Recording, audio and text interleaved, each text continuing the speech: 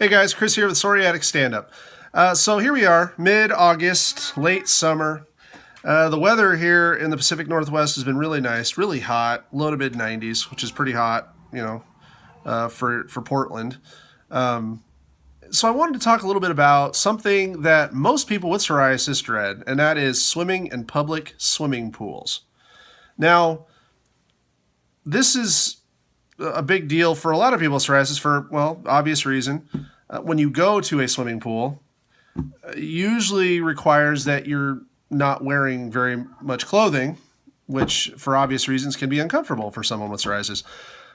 Me personally, when I go to a public pool, which I barely ever do anymore, I usually am pretty much fully clothed, t-shirt, shorts, which can actually be pretty uncomfortable when you're actually not. Well, when you're in the water, it's not a big deal, but when you get out of the water, it's a pretty big deal.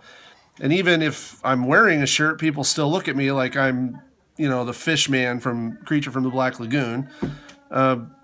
So it is pretty uncomfortable. Not to mention that, well, I mean, this isn't psoriasis related, but public pools are gross. They're about 95% urine.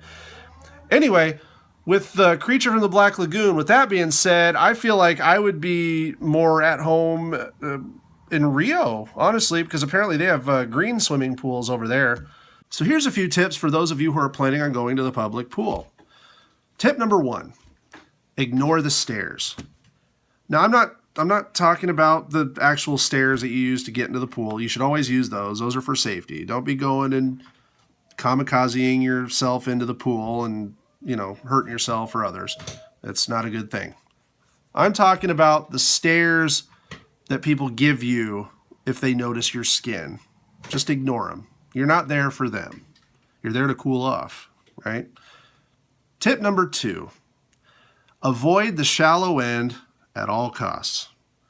Because let's face it, the shallow end is where most of the pee is. And while there's a lot of chemicals in said pee, none of them have been medically proven to help psoriasis. And tip number 3, always wear sunscreen.